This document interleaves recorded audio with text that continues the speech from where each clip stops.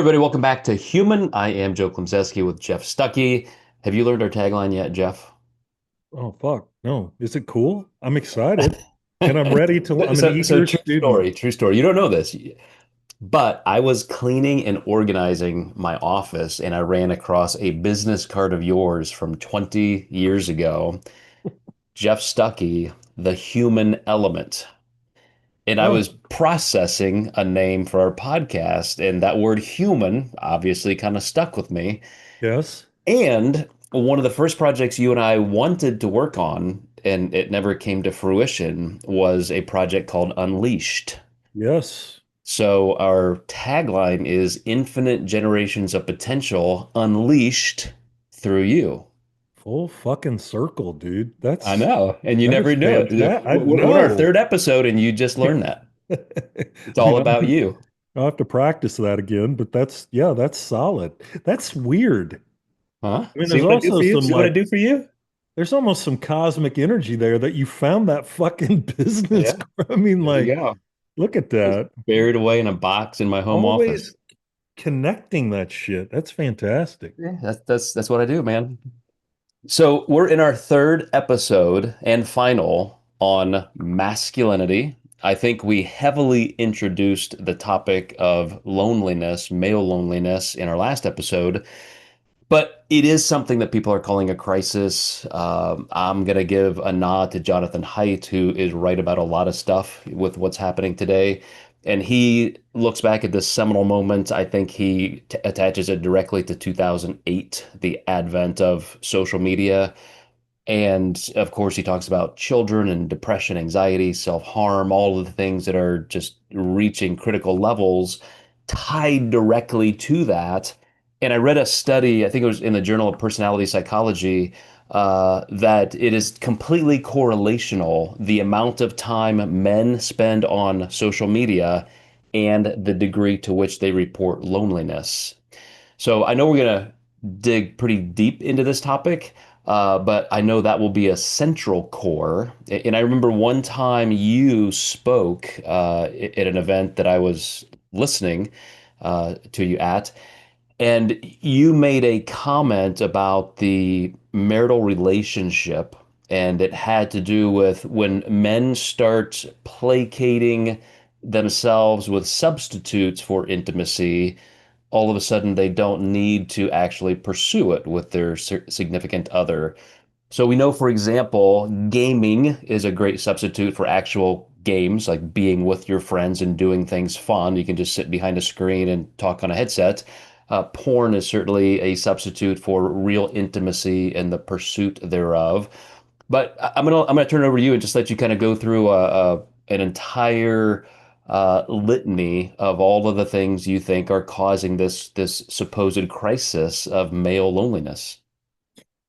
It's interesting, and maybe you and I can chat about this for a minute because one of the things that I've always it's always been the question of the causal loop is does social media cause loneliness in men, or do lonely men spend more time on social media? And so I've never it, it do you have clarity on which direction the causal loop goes in that? Do you sense that we're now starting to more definitively attribute social media is the cause of loneliness?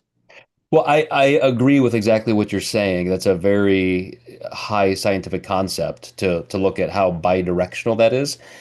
But I think you can definitely pinpoint the advent of social media to some of these substantial rises. Now, that doesn't mean that's for everybody, and it Sure. doesn't mean that the opposite is not true, such as some of those things are maybe good substitutes. If you can't find community and friendship in a lot of traditional places, then you can find it more digitally and so forth. But I will say, definitely the research supports that that was the point in time where people in mass started to go toward substituting authentic connection, mirror neuron driven. We're together, we're hanging out, we're ribbing each other, all of the social cues that you get from just being together versus just doom scrolling or texting.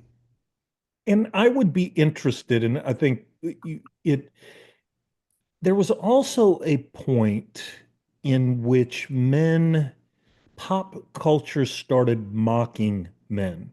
And, whether it be Everybody Loves Raymond or what was the name of that Married with Children sitcom, and that, and so we started to have kind of these caricatures of men that were like almost like doofuses that their wives kept on a chain, and if they let them off the chain, then they're going to just go fuck things they shouldn't be fucking, or snorting or drinking shit that they're not supposed.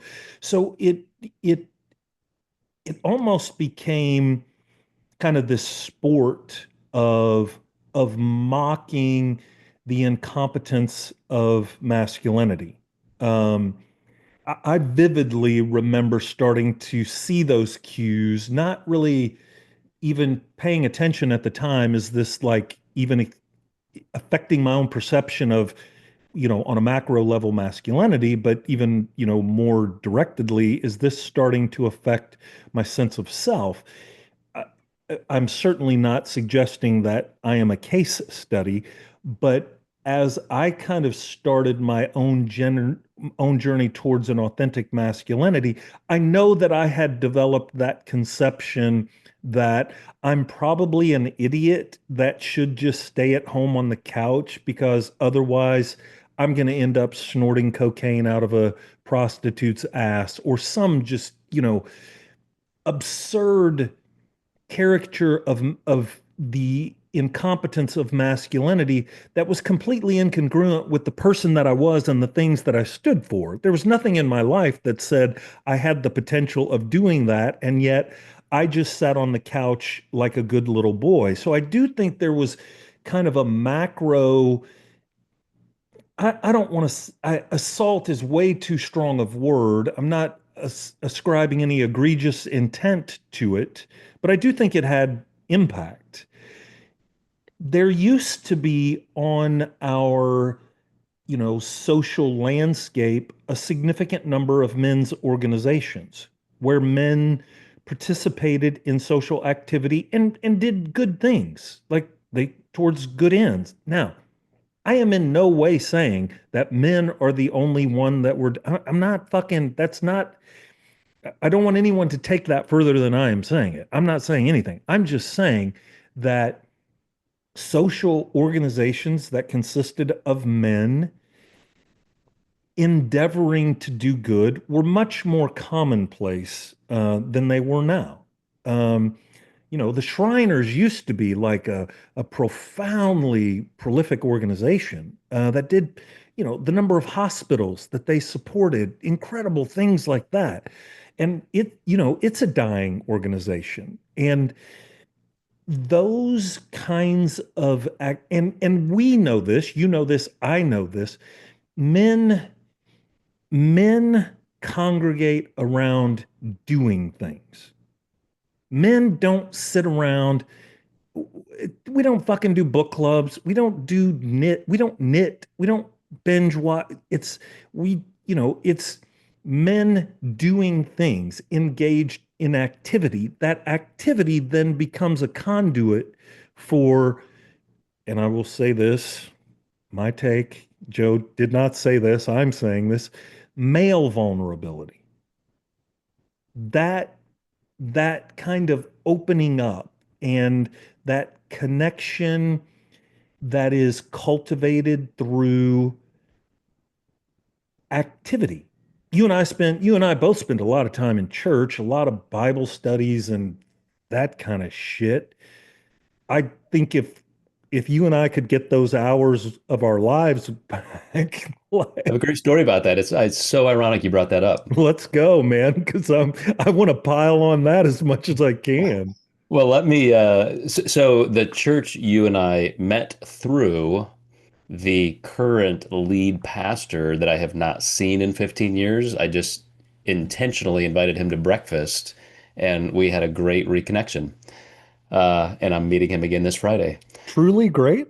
It was great. It Okay. was truly great. So let me go back to your Does he Hollywood. know what a heathen you are? I'm pretty sure because I tried to deconvert him at one point. Um, Oh there's my God. there's still time. We're going to Uh, have a whole episode on this encounter once people get to know our that story better. that'll be a great little series. So first of all, you are exactly right. If you go back to Leave It to Beaver and even something as sitcom-y as I Dream of Jeannie, everything was all about the man. You know, he's the patriarch and he's the one who's always got the answer. And just wait till your father gets home. And D Darren on Bewitched.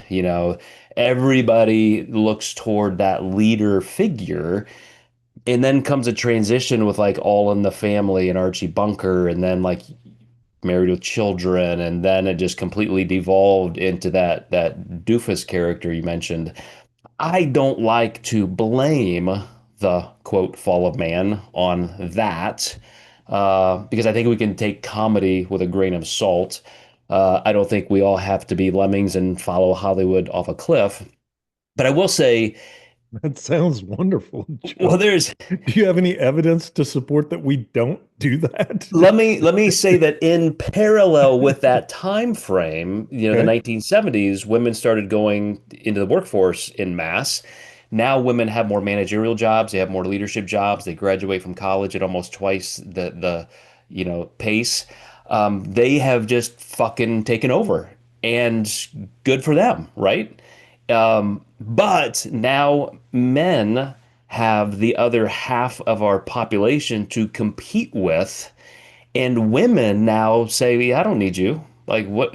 I want a man who's going to be responsible, who's going to be helpful, who's going to be a co-equal, a co-parent."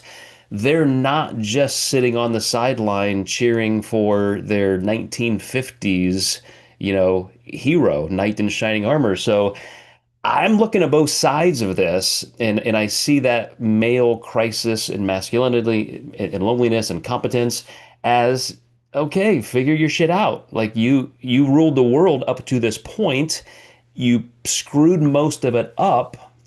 So what are you going to do now? Like you have competition. That's free enterprise. That's capitalism. But let me go to this point of because you mentioned vulnerability as if I would not like that. You didn't want to ascribe that word to No, me. no, no. I qualified it as male vulnerability because Right. I do think that masculine vulnerability, I'll say male vulnerability, I do think it's different. And this is one of the things that I think that I see a lot is one of the things that is ascribed to male loneliness is lack of vulnerability, right? And so then, and you look at some of the statistics around just men right now. 80% of suicides are men.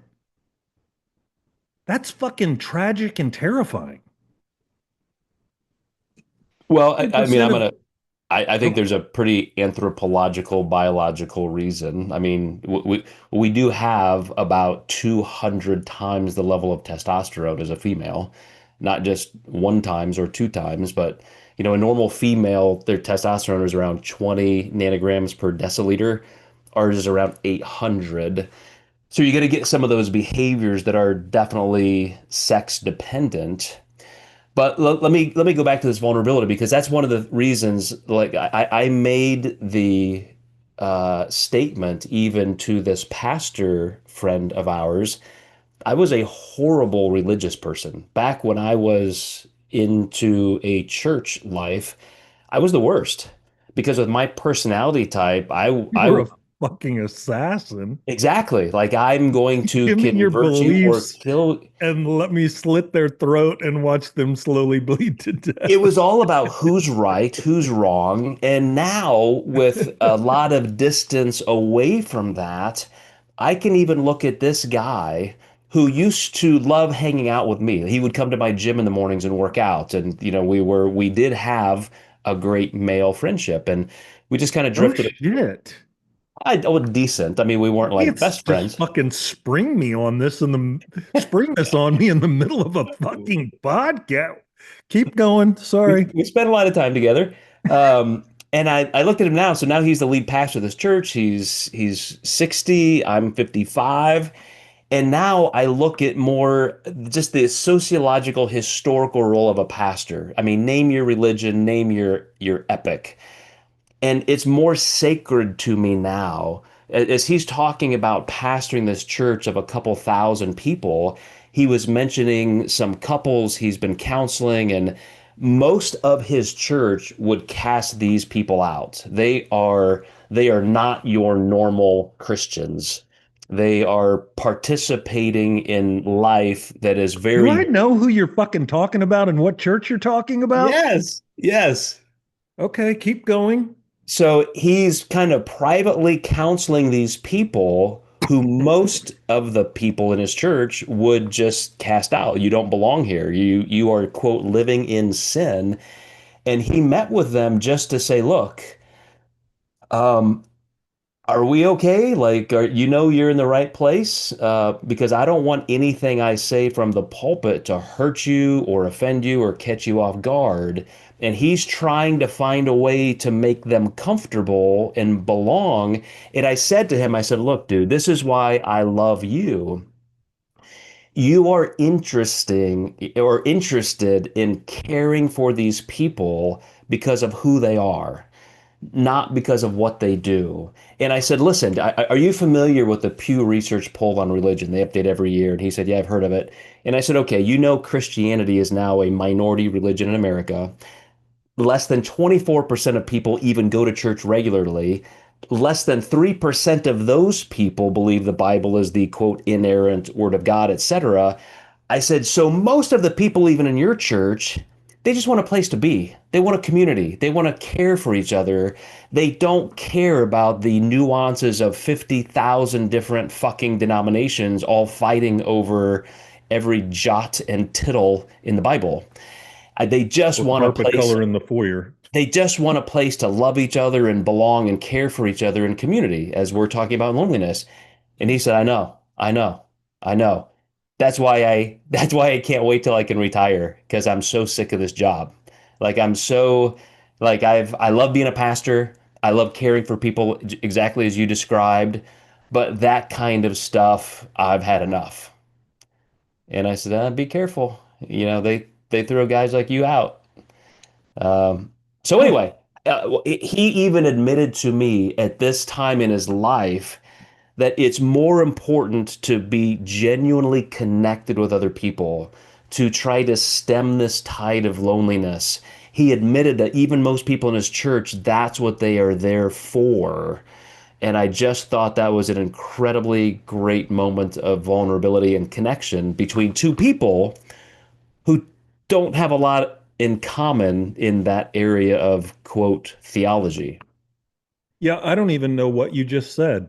That was so like I'm gonna need fucking preparation when you're gonna like that is so counter counter. Can I do it that as a word? Counter Yeah, double it up. to the exclusivity, the rightness, the exactness of quote unquote doctrine and theology. Like I'm spinning right now, Joe. I don't even know what the fuck you thought, how you thought I was going to be impacted by that. Well, but my point is, like, What even is your point? Because I need a catastrophically redeeming point here even to the help with my most confusion. exclusive, you said it perfectly, even the people whose job it seems to be is to exclude, is to divide. The word, I've been told this by pastors a million times, the word holy means separate, to set apart.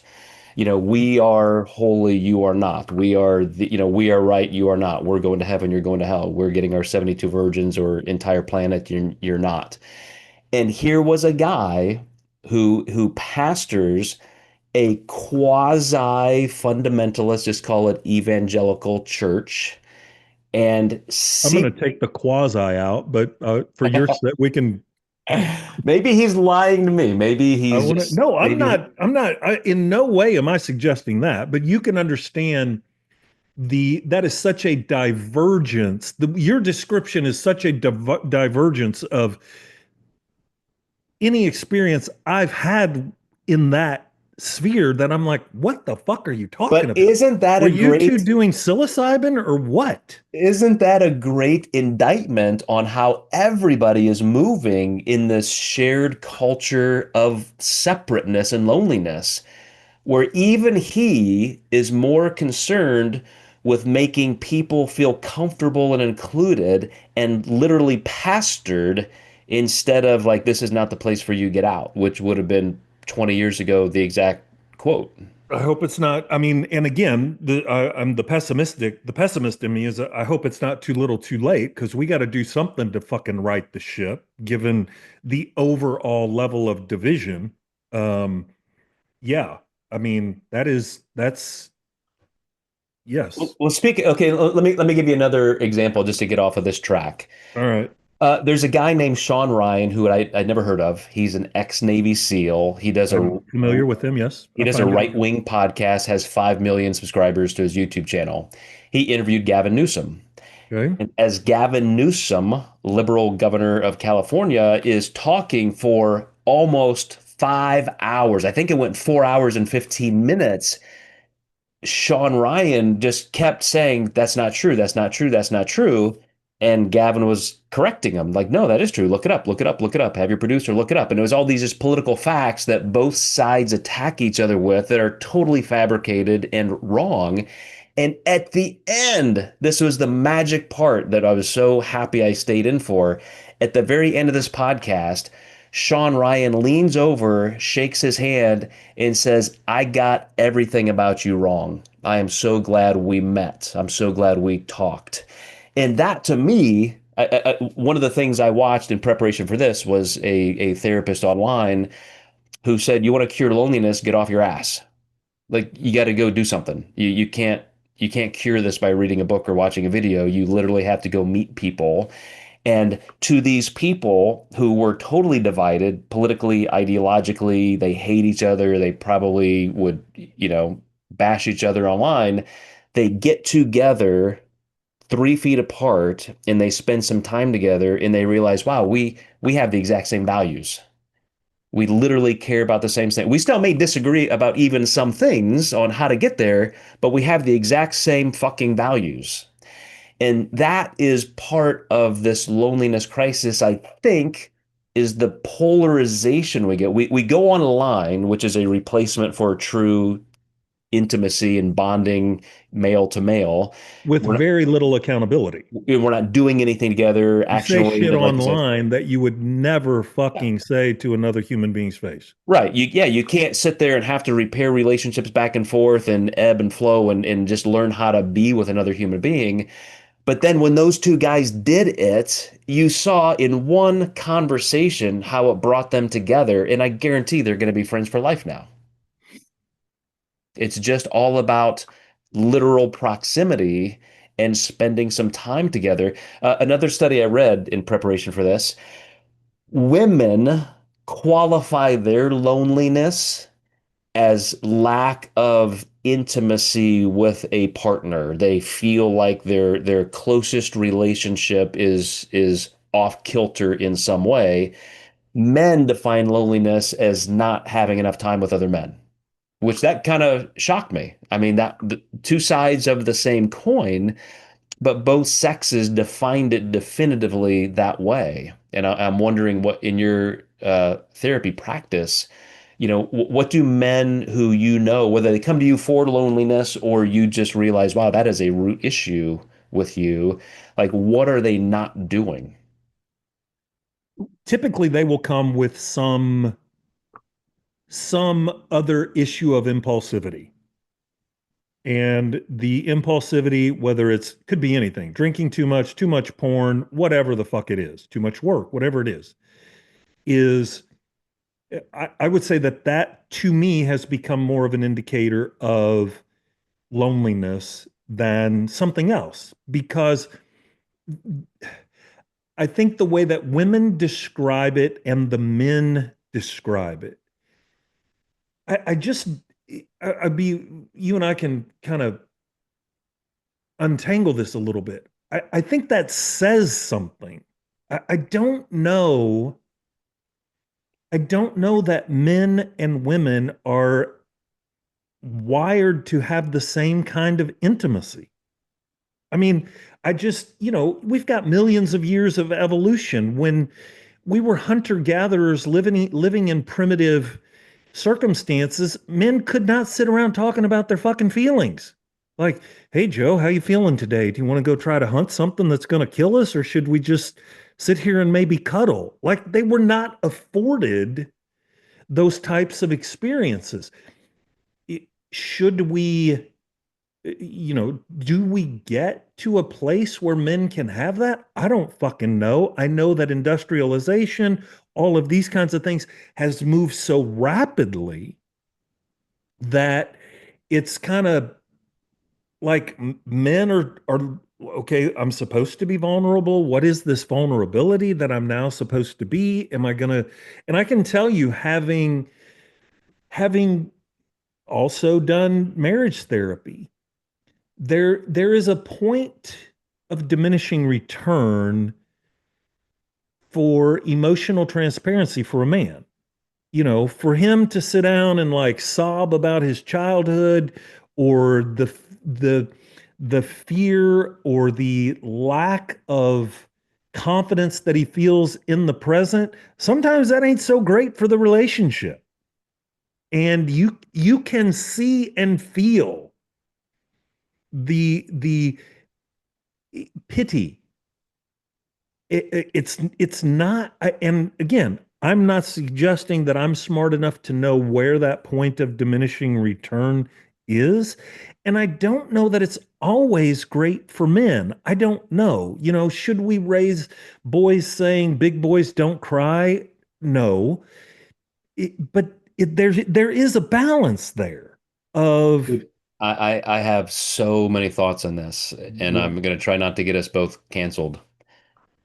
well, Um, I mean, I don't know. Can you just leave us right there? Or like, okay, I guess we'll back away from the cliff that we were about to step off of. no, I mean I'm probably like jumping on your back and going over the cliff with you. Um, I again, anecdotal. Let's say 50 out of 50 men I've known in relationships. When I see a male work so hard at being, quote, a feminist or putting away his feelings and all of his masculine impulses and his desires that may evolutionarily be there or not.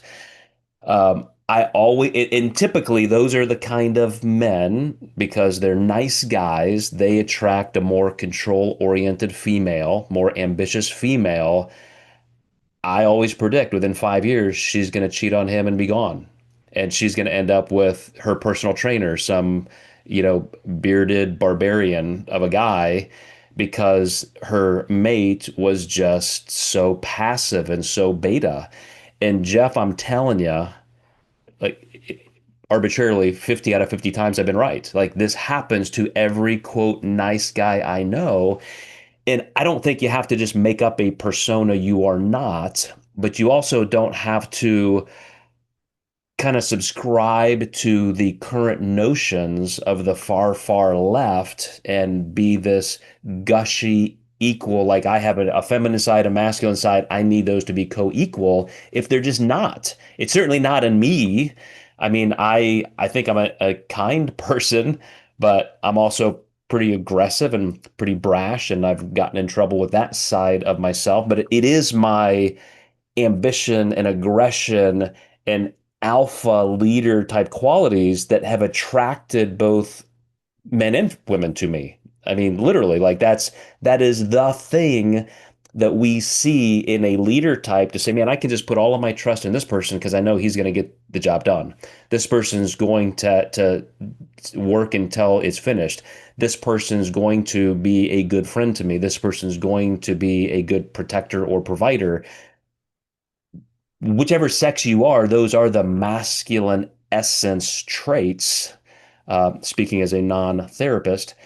And I just see that's the middle ground that both sides have conceded. 100% would say that same traits, and it it thins out my demographic of clients because I am either, I mean, you can read my Google reviews. I'm either Jesus Christ or Satan, the spawn of Satan. And I don't, I'm not the right therapist for, again, speaking just kind of in common vernacular, like for the beta type. No fucking way. Or that type of woman who is going to control the therapy session, it's like, no. And it, it's it's an oversimplification, but I find it useful. The old model of transactional analysis and, the parent, adult, child. And the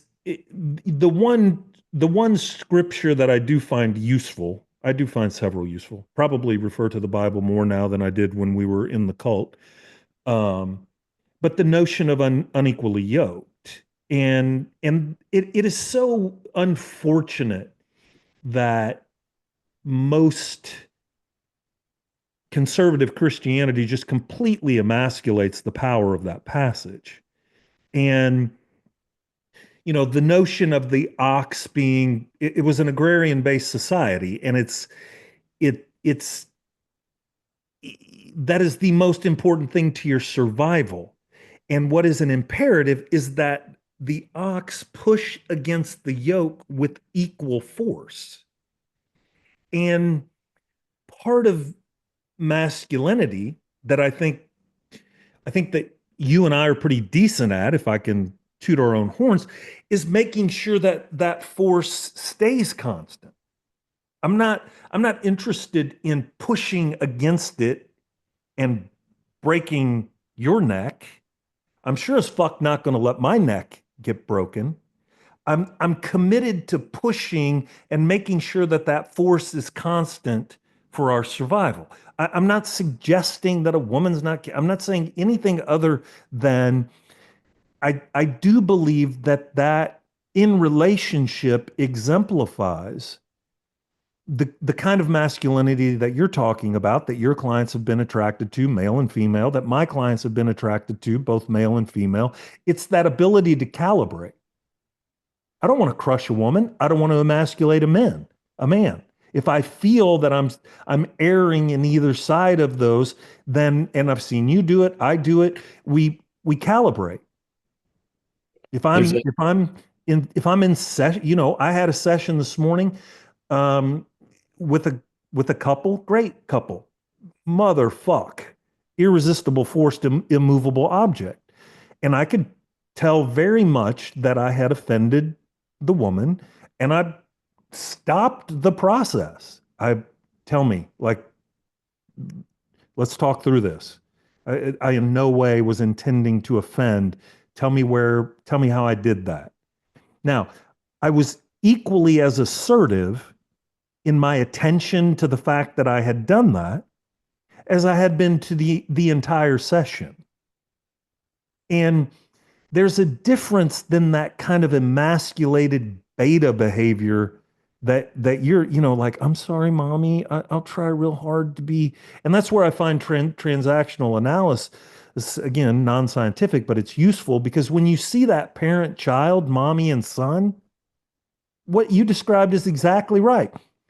Yeah, she's gonna fucking cheat because we have this incestuous relationship where I feel like you're my little boy. And yeah, sex with you is grotesque when we're functioning on that exactly. dynamic. Exactly. And here's the thing that trips people up. We, of course, love a binary. We want things to be black or white, up or down. And whichever sex you are, male or female, or however you identify in gender, here's the biology. And there's psychology is rooted in biology. But for example, most people don't know this, especially in today's gender debate. Of course, as a sperm and an egg come together to create an ovum, all of the tissue, there is no such thing as male or female at that point for several weeks. So hormones are cascading and moving through the placenta and affecting the fetus. And just like the ovaries are the same thing as the testes, the same tissue, the vagina and the penis, the breast, everything is identical, but you're getting hit by waves of testosterone and estrogen, and biology is all threshold based. There's no such thing as 1%, 2%, 3%, and you get those outcomes. You hit a threshold just like the motor end plate of a nerve and a muscle, motor unit coming together. You either get that impulse or you don't. You either hit that threshold or you don't. It's all or none. So your whole body, the receptor sites in every organ, your brain, one day it's like, oh, this fetus is going to be a male. And that's nope, nope, it's going to be a female. And then it's going to be a male. And then it's going to be a female. And then all of a sudden, one day, the sex differentiation happens.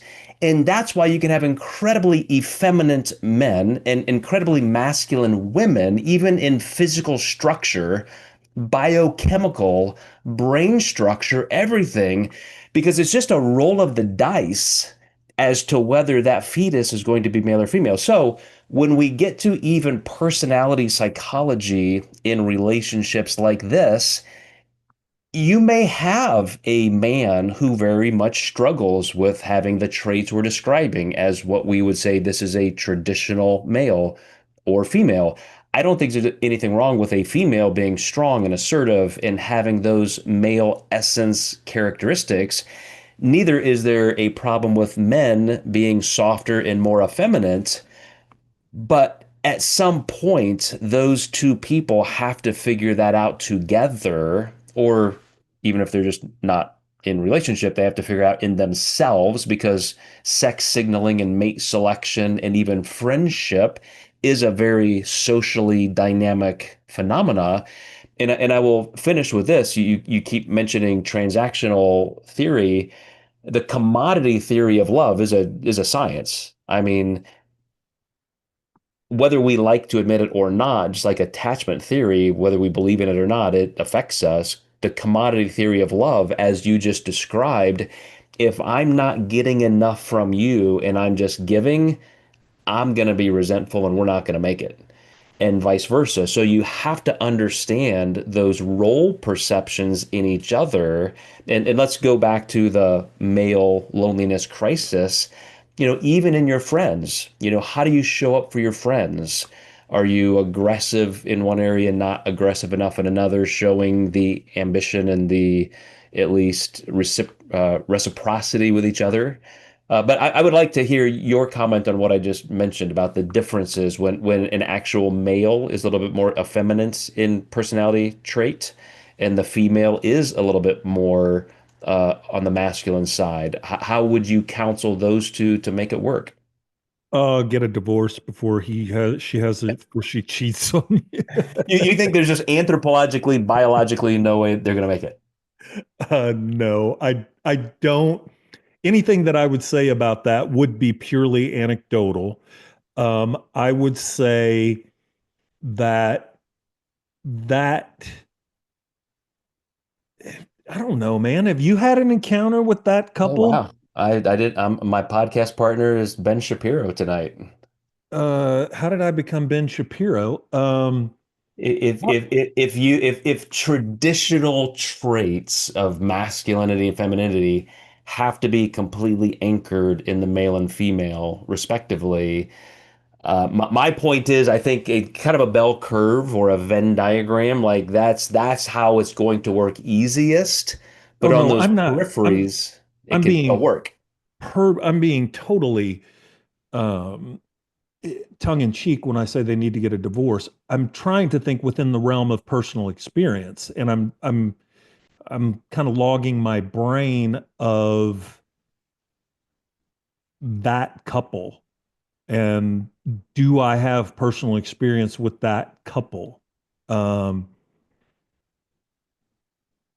I don't. it's a little bit beyond my domain, and I don't know that I'm not certainly not denying that that couple exists and that they find balance and those kinds of things. Um, I don't have a bandwidth of experience to draw from. What have your encounters with? Well, I'll be really close, like with my own family members, and when I see, marriages among nieces and nephews and my own kids kind of happening in that generation below me, I do, for example, I have a son who is a very sweet, soft human being, and he has a wife who's very aggressive. And I have had those thoughts like, man, I hope she doesn't get bored with him. He is the greatest guy anybody could ever be with. But I hope she perceives that side of him that suits her, because even the strongest, most aggressive female, they do want to be protected sometimes. They do want to be able to relax. There is a dynamic like that. I, 100%. I have another couple I'm thinking of, a young couple who are both alphas. Like this, I thought there's no way this male and female are going to make it because they are going to be like two pit bulls at each other. Nobody is going to yield. And as you mentioned earlier about just kind of calibrating, I've seen them both soften appropriately. And I really believe they've kind of worn off some of the rough edges of each other. And I think, wow, they're making it. They're making it work.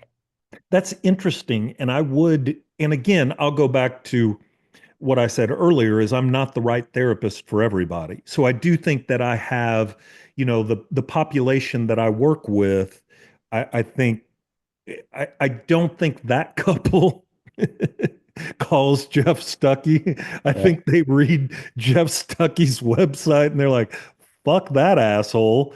Yeah. Um, I would be very interested in listeners' comments to that and either personal experiences that people have had or things that they have observed.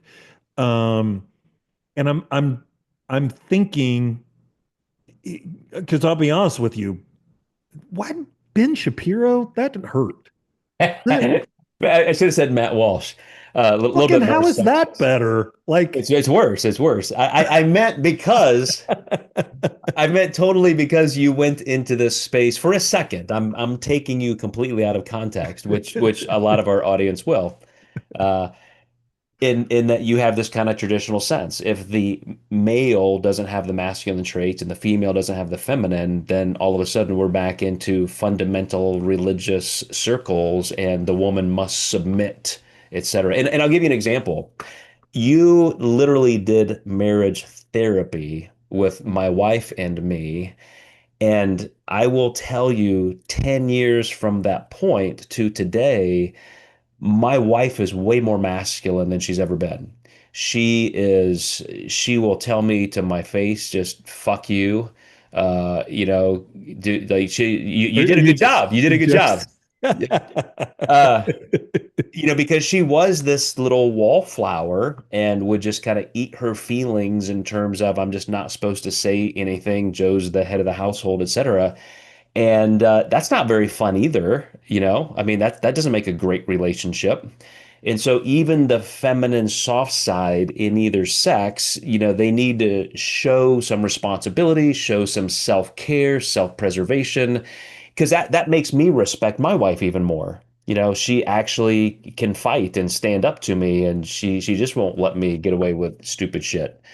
That was a game changer. And I'm sure part of that evolution in our now 34-year marriage is that I'm way softer and gentler. And so my masculinity is more in control, whereas prior it was a little more pretentious and just kind of expected things to go my way.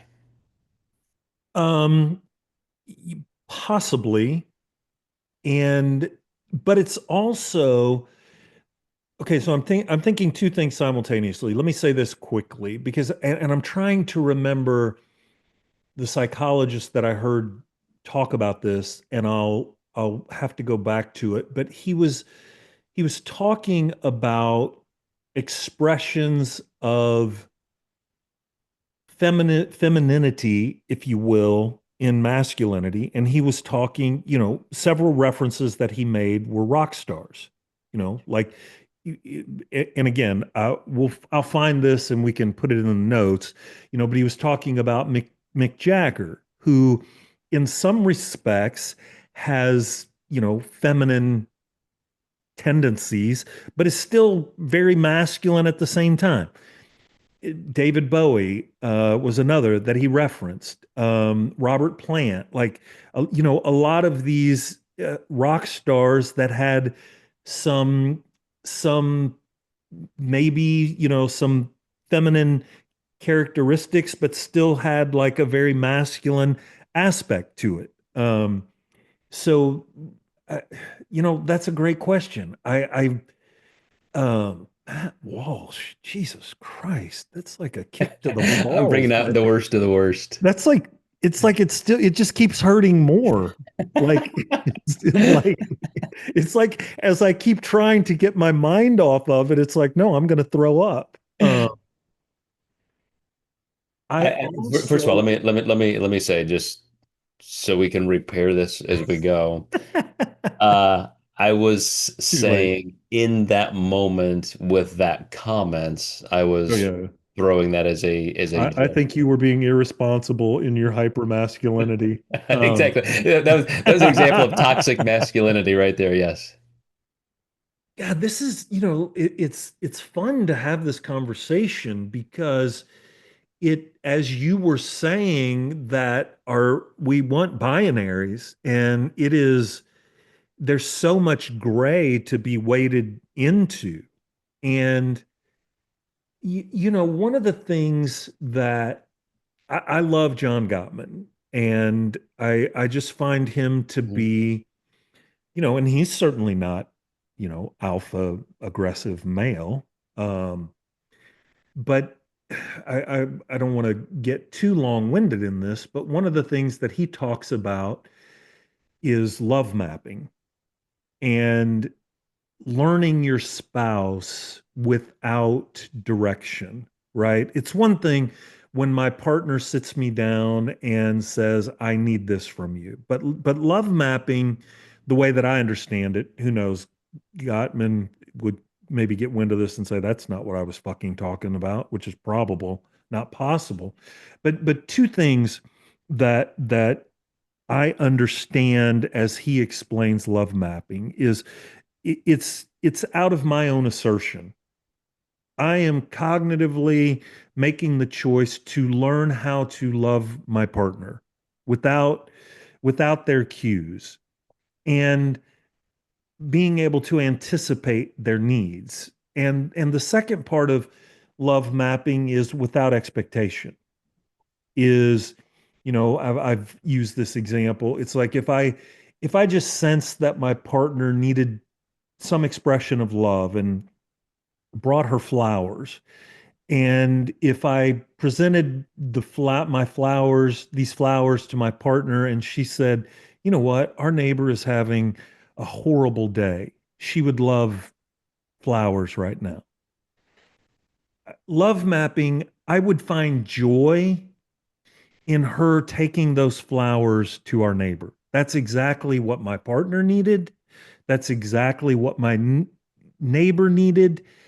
Like more so than fucking bitch. I thought I was gonna get laid. Like those fucking that sort of, and I have no idea why that came to mind, other than more about, and I think any temperament, whether a male has more feminine tendencies, past whatever you want to say, can be assertive in that way. And I think our hypothetical couple, if he's doing that, I think that is going, regardless of how aggressive she may be, I think that is going to ignite that sense of masculinity within him that needs to be ignited. And I think that is going to woo her in a beautiful sort of way. And I think that dynamic is almost infinite in the number of expressions that it can take on. But I think it is a necessary component to every relationship that hopes to stand the test of time. And again, it can look a million different ways. Ooh, that's why I'm glad you did bring up that example because going back to the biology, I'll give you another close example. I have two siblings who are gay or bisexual. Tracy has an uncle who is gay, a brother who's very effeminate. It's in our genes. And so for us to have a transsexual child is no surprise. I mean, it's just there's the genetic lineage, right? But I'm saying the thing I do not want our audience to misperceive is that we are saying this is binary. And even if you don't have these traits, you better pretend to have them or you better cultivate them, or you're not going to be a worthy partner. Your partner will leave you. I think you said it perfectly. I have seen very, very effeminate men whose very aggressive wives still love that man and they will completely uh you know endear themselves to them in a very soft feminine way. There's somebody up very very prominent, who am I thinking of, a celebrity or a politician that she wears the pants in the family, like she's the dude, and yet when they are together she instantly cuddles up to him and completely is doting on him, and he's a very kind of feminine guy. So anyway, that's what I mean on these peripheries, because biologically 75% of us are just going to be male or female. There's the testosterone, that's just what we have. On the periphery, because it is 100% continuum, you're going to see some of these personas that just don't quite match up to gender or sex stereotypical, profiles. And that's where you have to just decide, okay, who am I? And that's part of why I tie this so closely to loneliness. If you don't know yourself as a male and how you communicate and work with whatever sex, male or female, that you're attracted to in that relationship, with intimacy, you're not going to have the kind of security to do that with other male friends. You're just not. I think you have to be very, very secure in who you are in, I don't want to even say sexuality, but in just your ability to love and be loved with intimacy, a core need for you to then go have the proclivity to amass friends and close friendship relationships. Does that make sense to you as a therapist? Yes. Yes. And I I think we're gonna have to change the title of this podcast to clusterfuck or something, or potpourri or something. Um, it When I first started practicing in Dallas, so this would have been 20 2001, I think, somewhere around there, 2001. Um, and so I'm in a very snooty section of Dallas at the time, Plano, Texas, which was would have been the snootier. It's moved on to Frisco and I think South Lake, a couple of other places, but at the time, and I was also counseling with a counseling practice that had a very strong religious affiliation, very, very, very prominent church in the Dallas area and even nationally. And I had the most interesting experience in that. So the AIDS hysteria of the 80s, what would that been? Mid late 80s, is that? Yeah, for sure.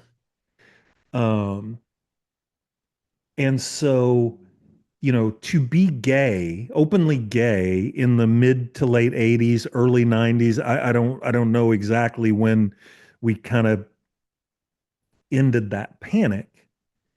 So you have all of these, and I'm speaking purely of my personal experience. I don't know how far beyond this went, but and I know this in hindsight. So you have all of these homosexual men in during the AIDS hysteria, where being a gay man was a kiss of death. I mean, you're literally Your life is now at risk. So you have all of these gay men going to church in earnest, praying, accepting Jesus, praying for healing, believing that they have been saved and getting married And they're still gay. and having children, and they're still gay. And so I'm fucking, I'm fresh out of my clinical training, still like pretending to be a therapist. And I can't even tell you the number of clients that I had that were gay men in this predicament. And I mean, Joe, my days were spent with absolutely incredible, wonderful gay men laying on the floor, just writhing in emotional and physical pain. Why does God hate me and why won't he heal me from this? And needless to say, that shredded my theological categories. And it's like it was so fascinating because it was such a personal confrontation because it's like, okay, I know I got sin in my life and there ain't one of them that I give a fuck the same degree that this person is like just pleading with the creator of the universe to restore them. And of course, in hindsight, at the time, I'm like, why are they coming to me?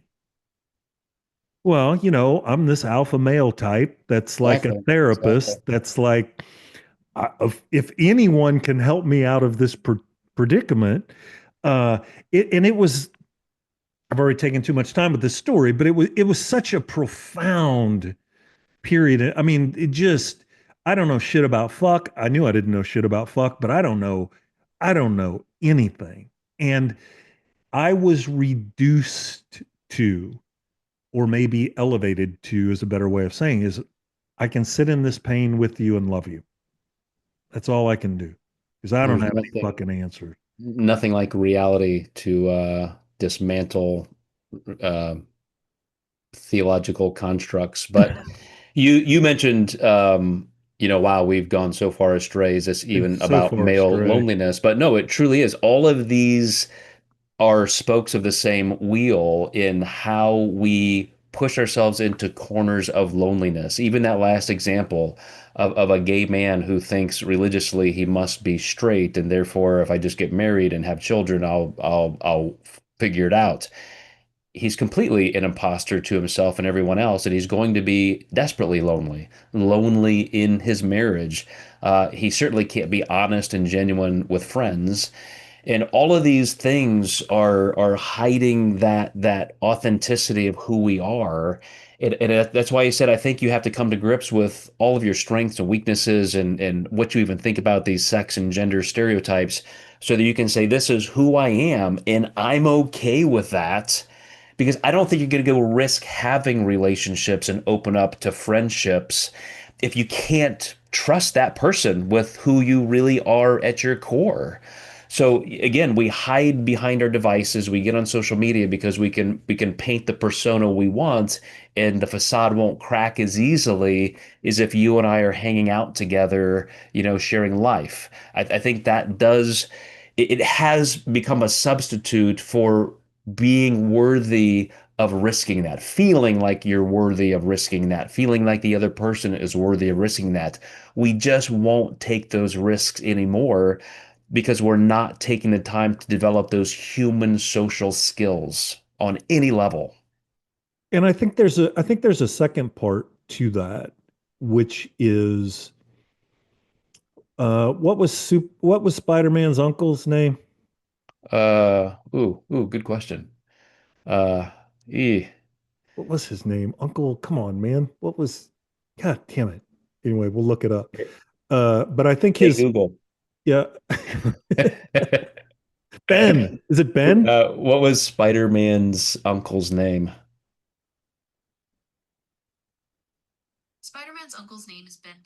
Ben Parker. There we Yes. go. Uncle Ben, when he said to Spider-Man, uh, to whom much is given, much is required. I also think there is an onus on those of us who have been able to traverse that path to seek out those who have not. And I obviously we there's no over obligation there. I'm not saying we need to start knocking on doors and saying, do you have a son that lives in the basement that needs a role model? I'm not saying that. I'm saying I think those of us who have achieved some level of that can calibrate and say, I'm not going to judge you. I am going to make a move towards you. I do think that I I have found that that has a significant amount of meaning in my life. As you know, I took a improv class once I got here to Chicago, to feel completely vulnerable, have no control, and totally terrified. And I sweat profusely the whole time. And there was another guy in the class, who was insanely talented, so fucking talented, and turns out very young therapist and also gay. And I made the initiation. Hey, I'm a therapist. I've been doing this for fucking ever. If there's ever anything that you need that I've done it. I've done everything wrong that you can possibly do. So if I can save you some missteps, and that has the relationship that has created and the benefits for me of just like, and it's it so I think it's two parts. I do think you gotta go do it. I'm sorry, it's fucking hard and it feels too hard. And yes, and then I think for those if you're like, well, that ain't true of me, then I would encourage that person to have eyes to see. And when there is opportunity, even if it's small. I mean, if I see a guy that I can tell is just struggling, I I try to do something.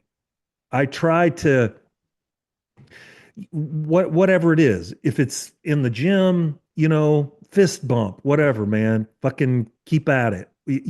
Whatever that whenever I have opportunity that I can make some connection, most of the time it's not overly reciprocated. We don't hug and like have some massive breakthrough, but I don't know the difference that it did make.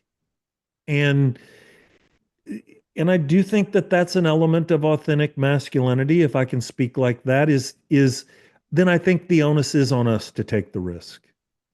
So landing the plane for this Good luck with episode, this, bro. is that your prompt? Your individual therapeutic prompt? What would you have our audience do to try to improve their relationship with loneliness? I'd say 1A, if you're the person that's lonely, fuck, I wish I could make it easy. I've if there was a way that I could make it easy for you, I would. It's just goddamn terrifying. And do something. Do fucking some like do something. I don't care how small it is. If you feel completely paralyzed by worthlessness and fear, take a walk around the goddamn block. And don't do it once, do it 10 times until the 11th time it expands into something else. If you're at the goddamn store, like say hi to somebody, like start accumulating the littlest things that you can take on. Don't do it once. Do not commit to doing that thing one time. Commit to doing it 100 times. Before you get to 100, I promise you it will scale to the next thing. 1B, if you're at that place where you have achieved some level of what you were describing, comfort with self, don't talk yourself out of some gesture that you can perform. If you see some male that you sense is struggling in some way, do something. I mean, this is so fucking cliche. Sorry. Maybe you should edit this after you listen to it. But the I do. I I actually take out 90% of you in our podcast. that is exactly the right percent. But that cliche of I see you, it's so fucking overdone right now.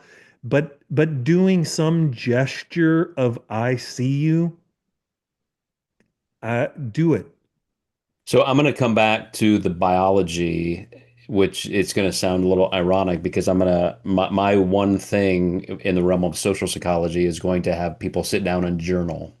I do this a lot with business development work where people want to start with these big, huge, grandiose things, and I'll make them sit down and say, just write me an about us section for your website. Just what would you put on that? And it ends up being this, it's part biographical, part historical, part CV, and blah, blah, blah. And it's mishmash. Sometimes it's not even the right point of view. And then I'll say, okay, reduce that down to a paragraph, and they don't know these next steps are coming. Then I'll say, okay, write that as one sentence. Tell me in one sentence who you are, who you do it for, and what the outcome is going to be. And because they start with so much, they generally get it right. They pick out the strongest nouns and the verbs, and it's a really good exercise where you have to start that broad and come in. So for this, because again, how we will relate to other people and create relationships or suffer in loneliness is knowing ourselves. So I would ask everybody listening to say, what do I feel I have to offer people in relationships? And what do I feel is a challenge? Why am I not achieving that now? And just seeing that on paper, I think you'll find a lot of answers. And then that might make your step much easier, Jeff. That, okay, that's exactly what I need to do. I never put myself out there in this way. I definitely spend too much time on Instagram. I met with, and I'll close with this. I met with a young man this week who was a client that surprised me in that he brought a parent with him, and he had to admit to me that he was, idealizing suicide and was really struggling. And we had this great conversation, all three of us. And at the very end, he was so inspired and motivated, and we were all, hugging and it was just a very impactful hour. His answer was, okay, what do I need to do now? Do I need to stop this medication, adjust this medication, add a medication? And it was really kind of in line with, I need to focus on this thing. This first step you gave me to do, I totally get it. I believe it. That's what I need to do. Now, how do I focus on it? And I said, you focus on it by focusing on it.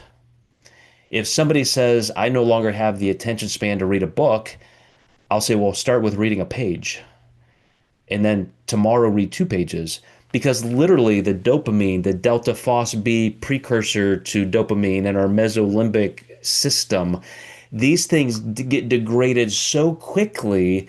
All of these esoteric concepts we have psychologically that we think, oh yeah, I need to fix that, I need to do that. We do not have the biochemistry any longer to do that. Just like training a muscle or your VO2 max, you literally have to start recreating the neuron and synaptic connections in your brain to be able to do this. And just like you gave the advice, don't do it once, do it 100 times. That's what you're saying.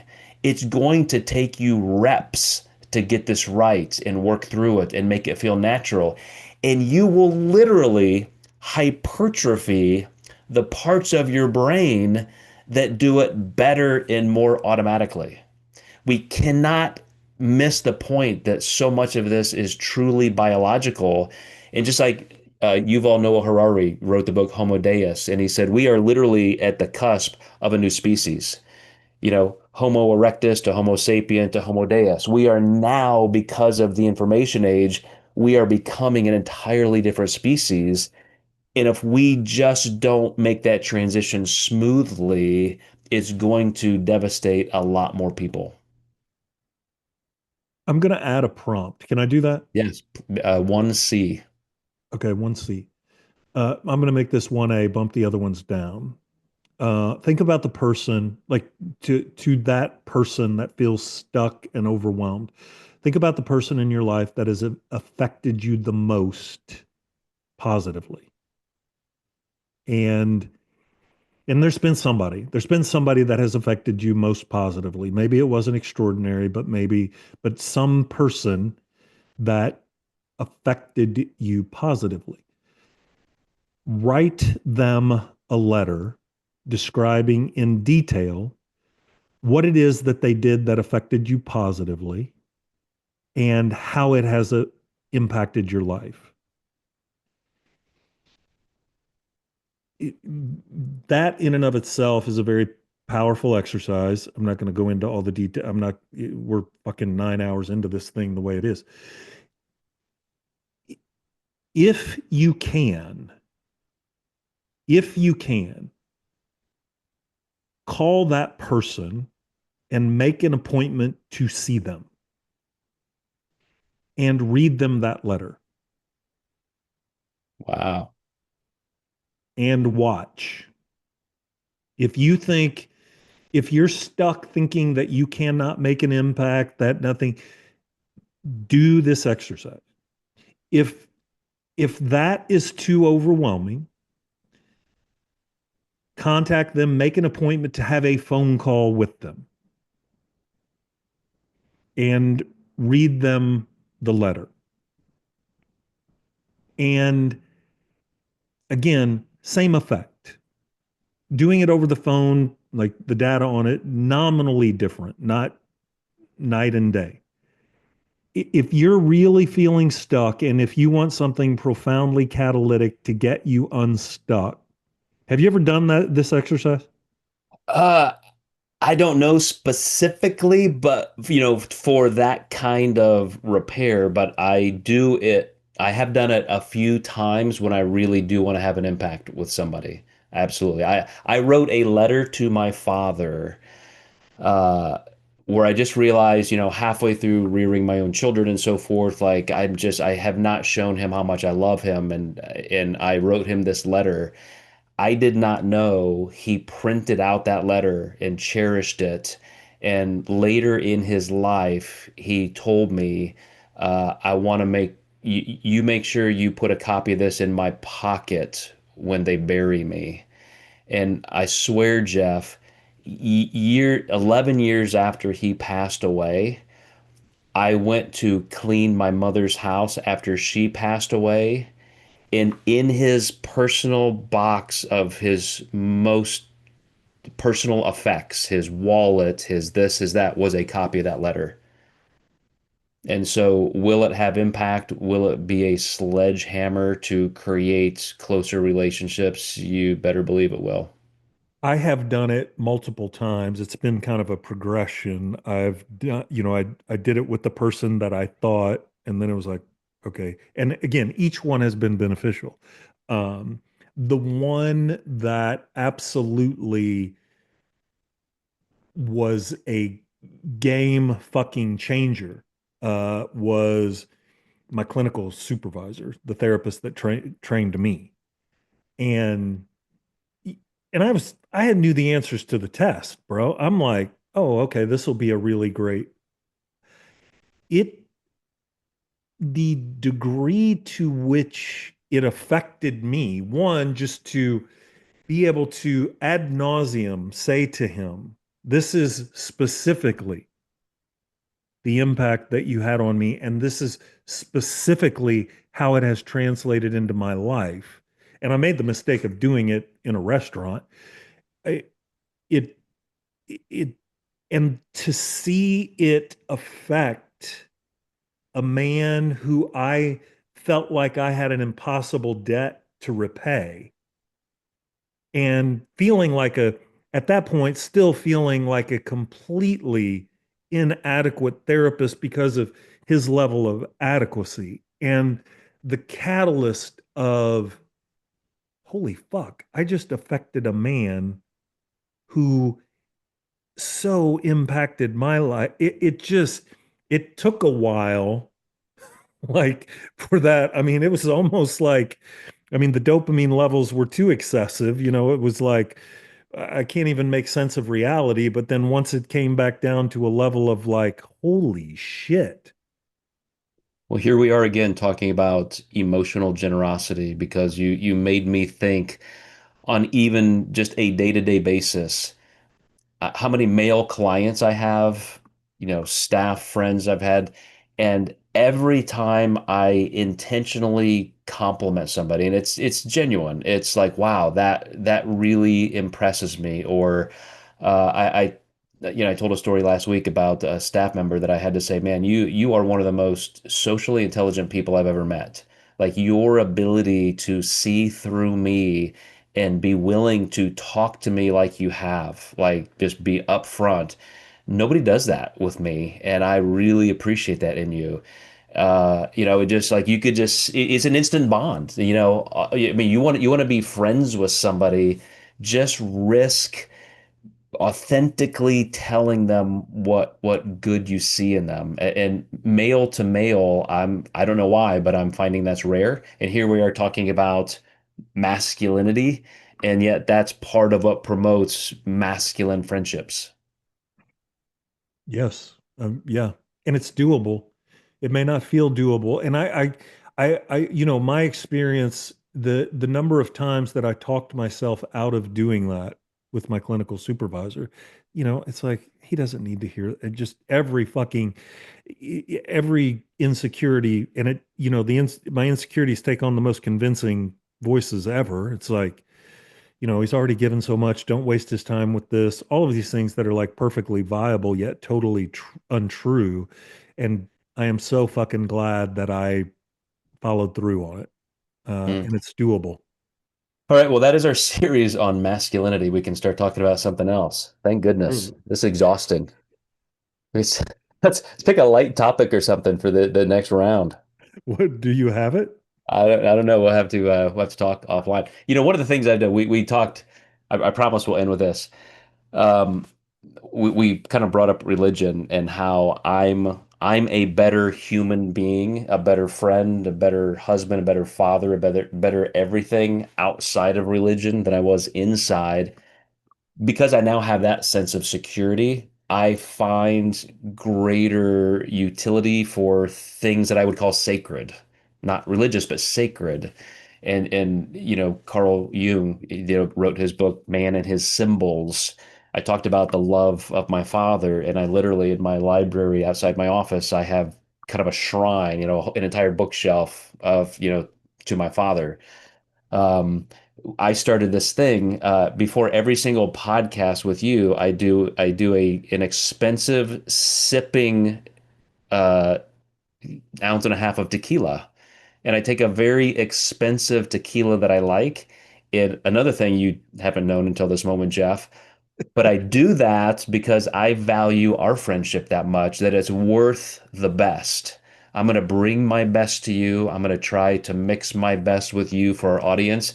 And this is just a simple, sacred symbol of that. Okay. Wow. I feel like a real parasitic piece of shit right now. I'm just saying there's all kinds of little things you can do that just help bring, that relationship forward.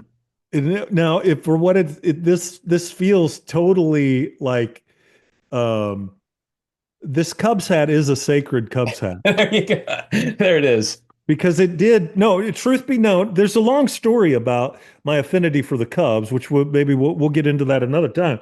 But this Cubs hat did go to Peru with me in the Ooh, nice. Amazon Oh, and was in the Maloca while I did my ayahuasca ceremonies. wow. That is real. That is So real. I mean, that's not nothing. Like That's this that's is better than tequila. That's this is a sacred element. It's not how it doesn't seem to be helping the Cubs much. But just it does have a special place of, and it did symbolize sacred relationships. And well, that's kind of fucking funny. I didn't even like that was it. All of my sacred relationships. Um, huh. Whoa. That See, you did it without even knowing it. You just like it's just part of who you are. look at that. Like So cheers. not so tip of the hat. Not so Yeah. parasitic after all. All right, man. I will see you next week. We'll talk about that next series. And all of you who watch and listen, appreciate it. I think because of Jeff's clinical therapeutic experience and what he brings to the table, this is worth sharing. So I hope you guys will all do that. But we will see you next time in Human.